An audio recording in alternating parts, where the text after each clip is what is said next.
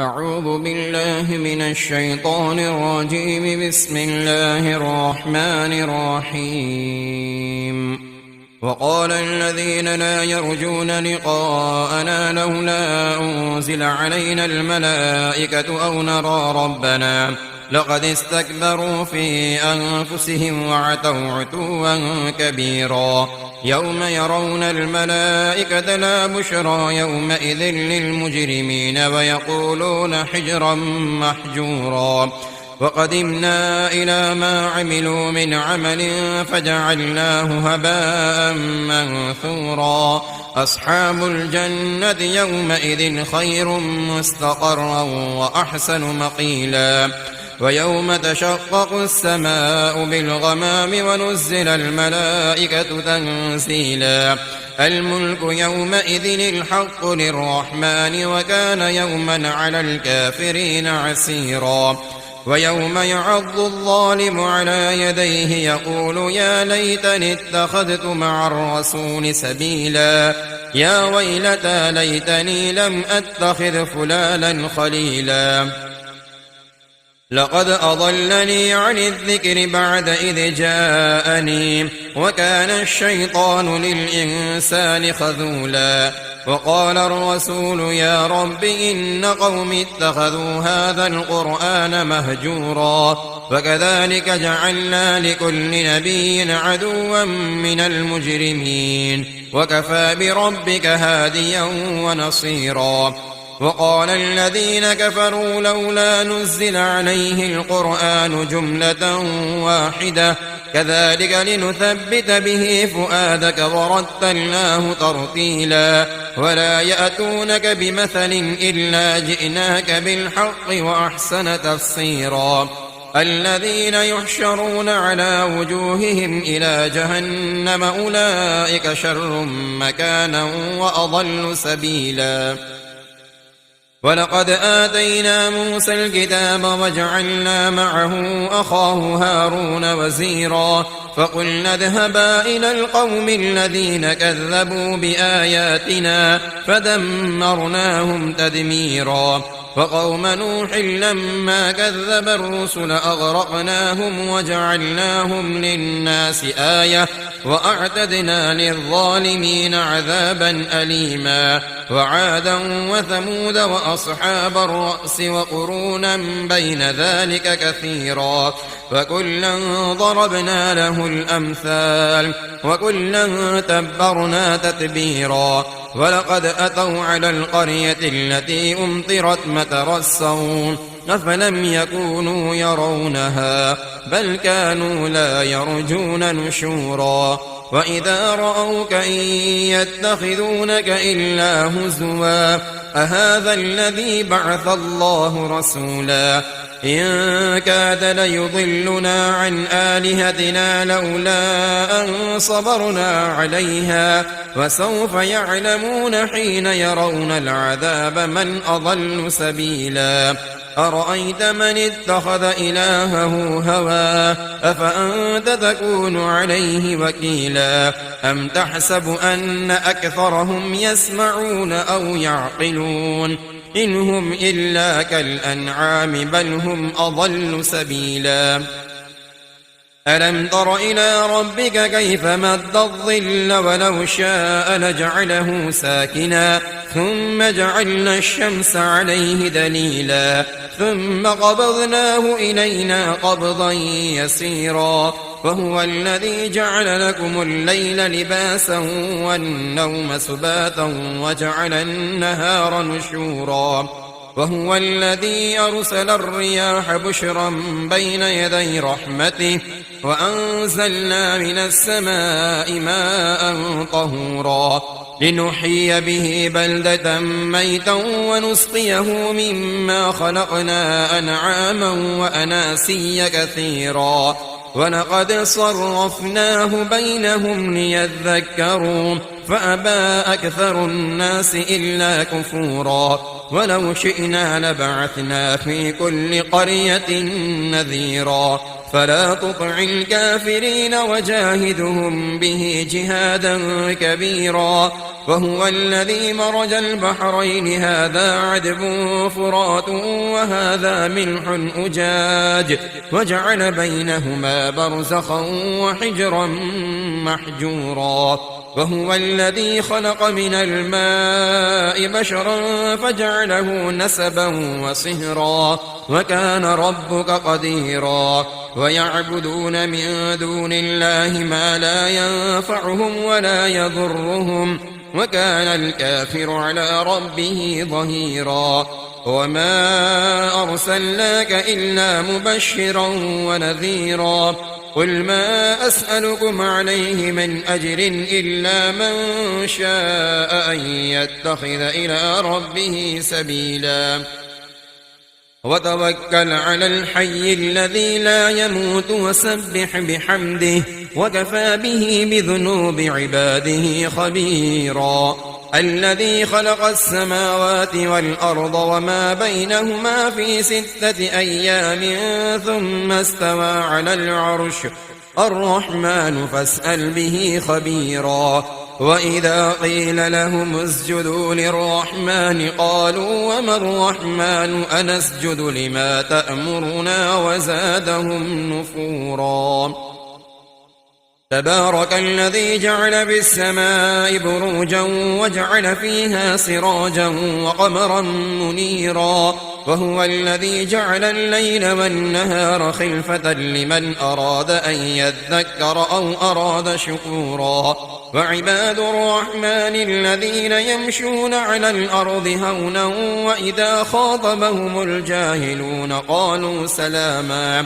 والذين يبيتون لربهم سجدا وقياما والذين يقولون ربنا اصرف عنا عذاب جهنم إن عذابها كان غراما إنها ساءت مستقرا ومقاما والذين إذا أنفقوا لم يسرفوا ولم يقتروا وكان بين ذلك قواما والذين لا يدعون مع الله إلها آخر ولا يقتلون النفس التي حرم الله إلا بالحق ولا يزنون ومن يفعل ذلك يلقى أثاما يضاعف له العذاب يوم القيامة ويخلد فيه مهانا إلا من تاب وآمن وعمل عملا صالحا فأولئك يبدل الله سيئاتهم حسنات وكان الله غفورا رحيما ومن تاب وعمل صالحا فإنه يتوب إلى الله متابا والذين لا يشهدون الزور وإذا مروا باللغو مروا كراما والذين إذا ذكروا بآيات ربهم لم يخروا عليها سما وعميانا والذين يقولون ربنا هب لنا من أزواجنا وذرياتنا قرة أعين واجعلنا للمتقين إماما أولئك يجزون الغرفة بما صبروا ويلقون فيها تحية وسلاما خالدين فيها حسنت مستقرا ومقاما قل ما يعبأ بكم ربي لولا دعاؤكم فقد كذبتم فسوف يكون لزاما بسم الله الرحمن الرحيم طاسيم تلك آيات الكتاب المبين لعلك باخع نفسك ألا يكونوا مؤمنين إن نشأ ننزل عليهم من السماء آية فظلت أعناقهم لها خاضعين وما يأتيهم من ذكر من الرحمن محدث إلا كانوا عنه معرضين فقد كذبوا فسيأتيهم أنباء ما كانوا به يستهزئون أولم يروا إلى الأرض كم أنبتنا فيها من كل زوج كريم إن في ذلك لآية وما كان أكثرهم مؤمنين وإن ربك لهو العزيز الرحيم وإذ نادى ربك موسى أن ائت القوم الظالمين قوم فرعون ألا يتقون قال رب إني أخاف أن يكذبون ويضيق صدري ولا ينطلق لساني فأرسل إلى هارون ولهم علي ذنب فأخاف أن يقتلون قال كلا فاذهبا بآياتنا إنا معكم مستمعون فأتيا فرعون فقولا إنا رسول رب العالمين أن أرسل معنا بني إسرائيل قال ألم نربك فينا وليدا ولبثت فينا من عمرك سنين وفعلت فعلتك التي فعلت وأنت من الكافرين قال فعلتها إذا وأنا من الضالين ففررت منكم لما خفتكم فوهب لي ربي حكما وجعلني من المرسلين وتلك نعمة تمنها علي أن عبدت بني إسرائيل قال فرعون وما رب العالمين قال رب السماوات والأرض وما بينهما إن كنتم موقنين قال لمن حوله ألا تستمعون قال ربكم ورب آبائكم الأولين قال إن رسولكم الذي أرسل إليكم لمجنون قال رب المشرق والمغرب وما بينهما إن كنتم تعقلون قال لئن اتخذت إلها غيري لأجعلنك من المسجونين قال أولو جئتك بشيء مبين قال فأت به إن كنت من الصادقين فألقى عصاه فإذا هي ثعبان مبين ونزع يده فإذا هي بيضاء للناظرين قال للملأ حوله إن هذا لساحر عليم يريد أن يخرجكم من أرضكم بسحره فماذا تأمرون قالوا أرجه وأخاه وابعث في المدائن حاشرين يأتوك بكل سحار عليم فجمع السحرة لميقات يوم معلوم وقيل للناس هل أنتم مجتمعون لعلنا نتبع السحرة إن كانوا هم الغالبين فلما جاء السحرة قالوا لفرعون أئن لنا لأجرا إن كنا نحن الغالبين قال نعم وإنكم إذا لمن المقربين قال لهم موسى ألقوا ما أنتم ملقون فألقوا حبالهم وعصيهم وقالوا بعزة فرعون إنا لنحن الغالبون فألقى موسى عصاه فإذا هي تلقف ما يأفكون فألقي السحرة ساجدين قالوا آمنا برب العالمين رب موسى وهارون قال آمنتم له قبل أن آذن لكم إنه لكبيركم الذي علمكم السحر فلسوف تعلمون لأقطعن أيديكم وأرجلكم من خلاف ولأصلبنكم أجمعين قالوا لا ضير إنا إلى ربنا منقلبون إنا نطمع أن يغفر لنا ربنا خطايانا أن كنا أول المؤمنين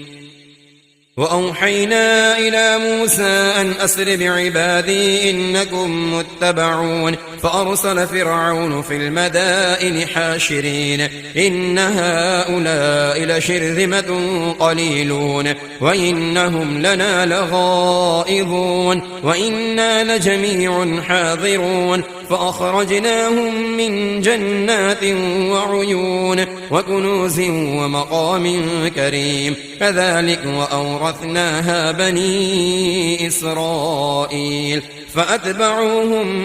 مشركين فلما تراءى الجمعان قال أصحاب موسى إنا لمدركون قال كلا إن معي ربي سيهدين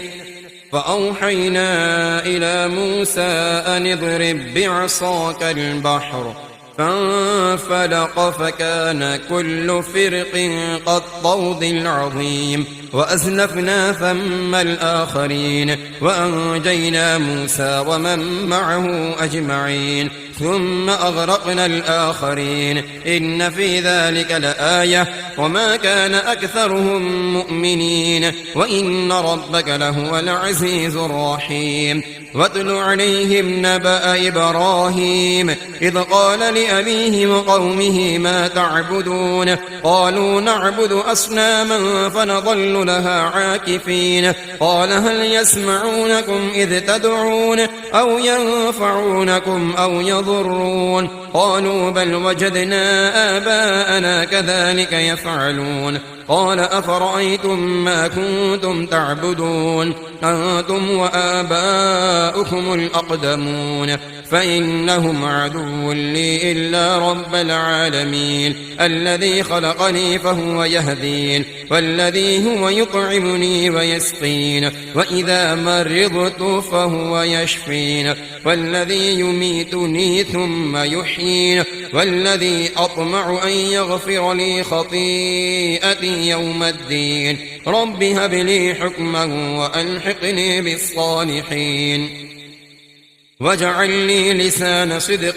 في الآخرين واجعل لي من ورثة جنة النعيم واغفر لأبي إنه كان من الضالين ولا تخزني يوم يبعثون يوم لا ينفع مال ولا بنون إلا من أتى الله بقلب سليم وأزلفت الجنة للمتقين وبرزت الجحيم للغاوين وقيل لهم أين ما كنتم تعبدون من دون الله هل ينصرونكم أو ينتصرون فكبكبوا فيها هم والغاوون وجنود إبليس أجمعون قالوا وهم فيها يختصمون تالله إن كنا لفي ضلال مبين إذ نسويكم برب العالمين وما أضلنا إلا المجرمون فما لنا من شافعين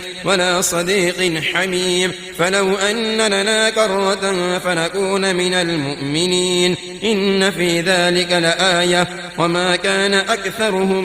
مؤمنين وإن ربك لهو العزيز الرحيم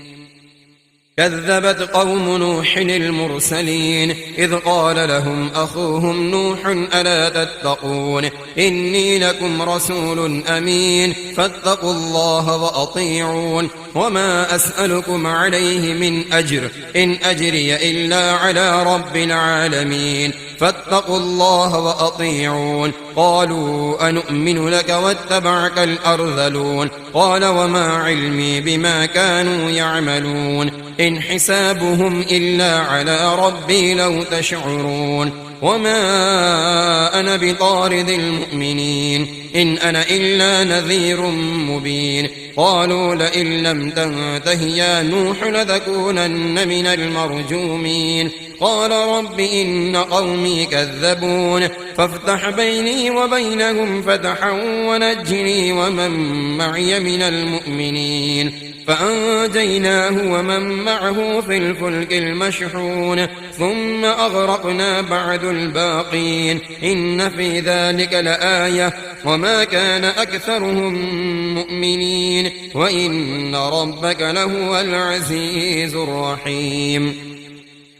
كذبت عاد المرسلين إذ قال لهم أخوهم هود ألا تتقون إني لكم رسول أمين فاتقوا الله وأطيعون وما أسألكم عليه من أجر إن أجري إلا على رب العالمين أتبنون بكل ريع آية تعبثون وتتخذون مصانع لعلكم تخلدون وإذا بطشتم جبارين فاتقوا الله وأطيعون واتقوا الذي أمدكم بما تعلمون أمدكم بأنعام وبنين وجنات وعيون إني أخاف عليكم عذاب يوم عظيم قالوا سواء علينا أوعظت أم لم تكن من الواعظين إن هذا إلا خلق الأولين وما نحن بمعذبين فكذبوه فأهلكناهم إن في ذلك لآية وما كان أكثرهم مؤمنين وإن ربك لهو العزيز الرحيم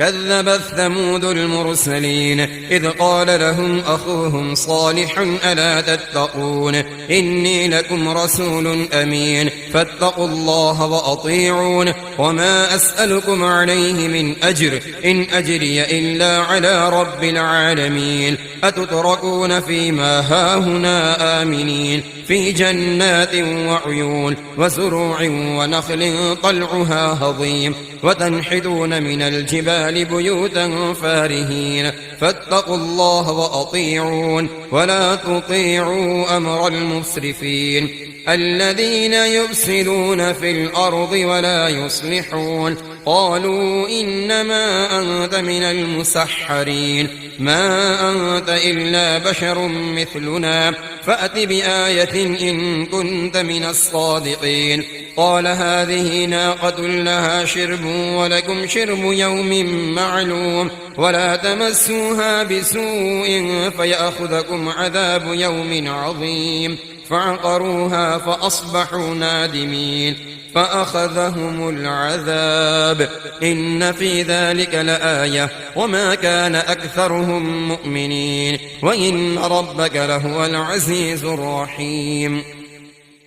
كذبت قوم لوط المرسلين إذ قال لهم أخوهم لوط ألا تتقون إني لكم رسول أمين فاتقوا الله وأطيعون وما أسألكم عليه من أجر إن أجري إلا على رب العالمين أتأتون الذكران من العالمين وتذرون ما خلق لكم ربكم من أزواجكم بل أنتم قوم عادون قالوا لئن لم تنته يا لوط لتكونن من المخرجين قال إني لعملكم من القالين رب نجني وأهلي مما يعملون فنجيناه وأهله أجمعين إلا عجوزا في الغابرين ثم دمرنا الآخرين وأمطرنا عليهم مطرا فساء مطر المنذرين إن في ذلك لآية وما كان أكثرهم مؤمنين وإن ربك لهو العزيز الرحيم كذب أصحاب الأيكة المرسلين إذ قال لهم شعيب ألا تتقون إني لكم رسول أمين فاتقوا الله وأطيعون وما أسألكم عليه من أجر إن أجري إلا على رب العالمين أوفوا الكيل ولا تكونوا من المخسرين وزنوا بالقسطاس المستقيم ولا تبخسوا الناس أشياءهم ولا تعثوا في الأرض مفسدين واتقوا الذي خلقكم والجبلة الأولين قالوا إنما أنت من المسحرين وما أنت إلا بشر مثلنا وإن نظنك لمن الكاذبين فأسقط علينا كسفا من السماء إن كنت من الصادقين قال ربي أعلم بما تعملون فكذبوه فأخذهم عذاب يوم الظلة إنه كان عذاب يوم عظيم إن في ذلك لآية وما كان أكثرهم مؤمنين وإن ربك لهو العزيز الرحيم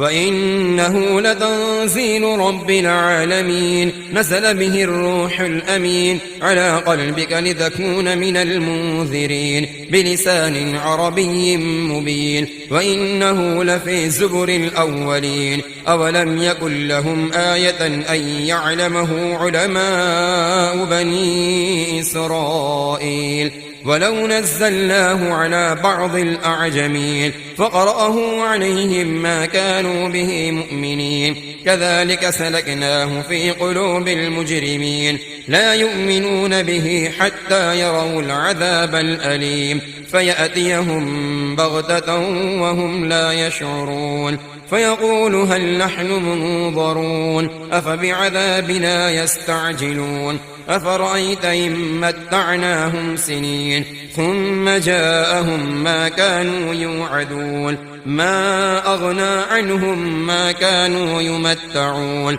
وما أهلكنا من قرية إلا لها منذرون ذكرى وما كنا ظالمين وما تنزلت به الشياطين وما ينبغي لهم وما يستطيعون إنهم عن السمع لمعزولون فلا تدع مع الله إلها آخر فتكون من المعذبين وأنذر عشيرتك الأقربين واخفض جناحك لمن اتبعك من المؤمنين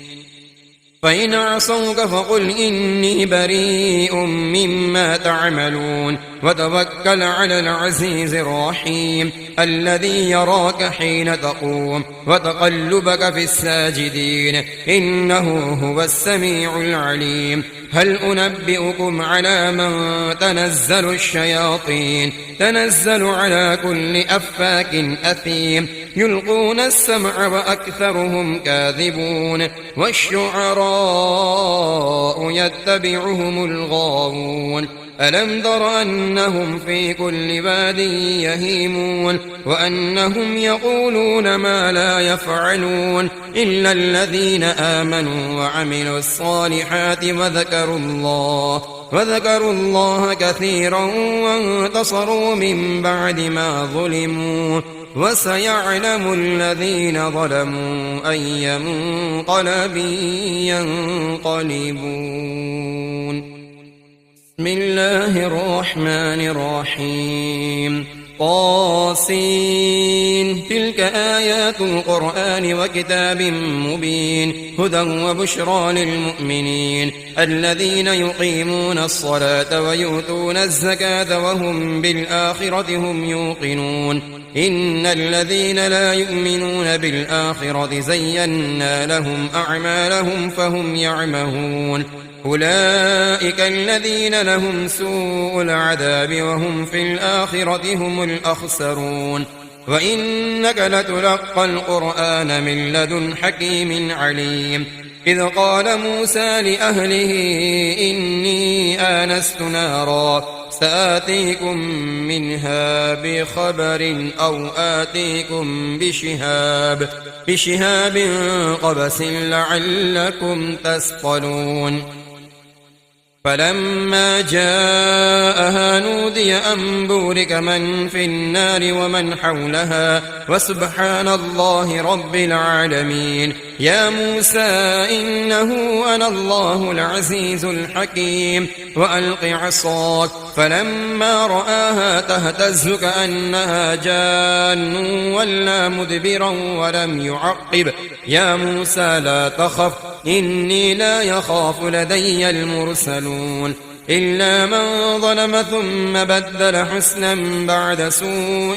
فإني غفور رحيم وأدخل يدك في جيبك تخرج بيضاء من غير سوء في 9 آيات إلى فرعون وقومه إنهم كانوا قوما فاسقين فلما جاءتهم آياتنا مبصرة قالوا هذا سحر مبين وجحدوا بها واستيقنتها أنفسهم ظلما وعلوا فانظر كيف كان عاقبة المفسدين ولقد آتينا داود وسليمان علما وقال الحمد لله الذي فضلنا على كثير من عباده المؤمنين. وورث سليمان داود وقال يا أيها الناس علمنا منطق الطير وأوتينا من كل شيء إن هذا لهو الفضل المبين. وحشر لسليمان جنوده من الجن والإنس والطير فهم يوزعون حتى إذا أتوا على واد النمل قالت نملة يا أيها النمل ادخلوا مساكنكم لا يحطمنكم سليمان وجنوده وهم لا يشعرون. فتبسم ضاحكا من قولها وقال رب أوزعني أن أشكر نعمتك التي أنعمت علي وعلى والدي وأن أعمل صالحا ترضاه وأدخلني برحمتك في عبادك الصالحين. وتفقد الطير فقال ما لي لا أرى الهدهد أم كان من الغائبين لأعذبنه عذابا شديدا أو لأذبحنه أو ليأتيني بسلطان مبين. فمكث غير بعيد فقال أحطت بما لم تحط به وجئتك من سبأ بنبأ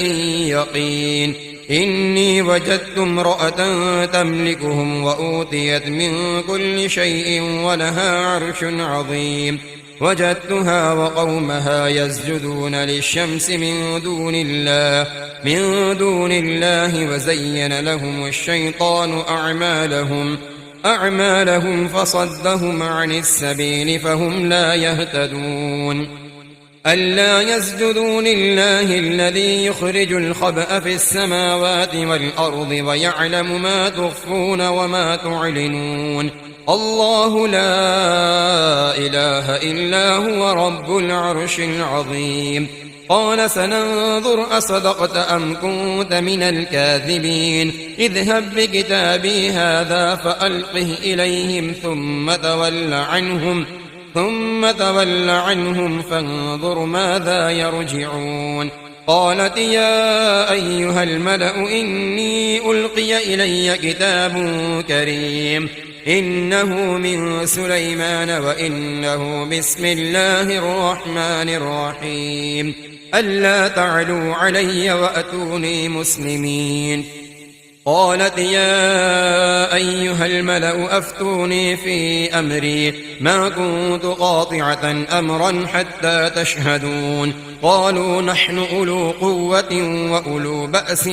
شديد والأمر إليك فانظري ماذا تأمرين. قالت إن الملوك إذا دخلوا قرية أفسدوها وجعلوا أعزة أهلها أذلة وكذلك يفعلون. وإني مرسلة إليهم بهدية فناظرة بما يرجع المرسلون.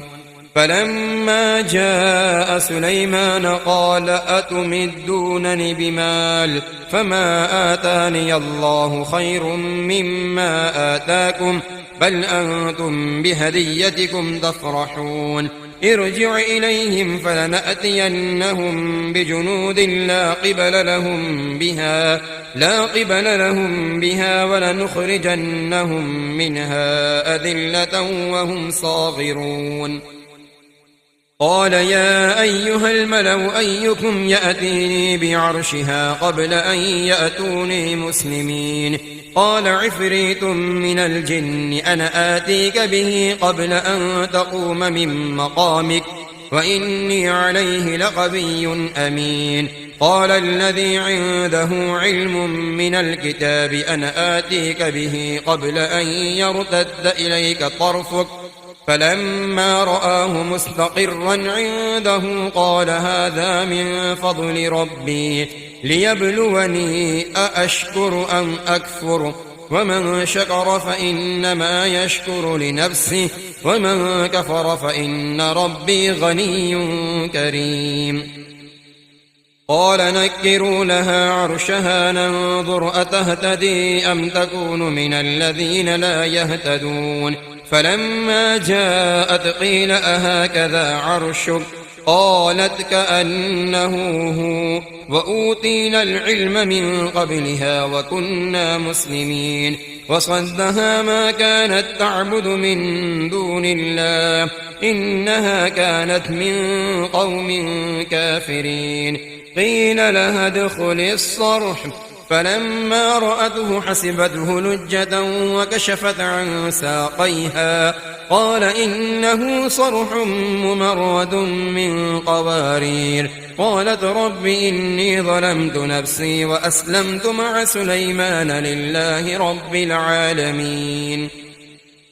ولقد أرسلنا إلى ثمود أخاهم صالحا أن اعبدوا الله فإذا هم فريقان يختصمون قال يا قوم لم تستعجلون بالسيئة قبل الحسنة لولا تستغفرون الله لعلكم ترحمون قالوا اطيرنا بك وبمن معك قال طائركم عند الله بل أنتم قوم تفتنون وكان في المدينة 9 رهط يفسدون في الأرض ولا يصلحون قالوا تقاسموا بالله لنبيتنه وأهله ثم لنقولن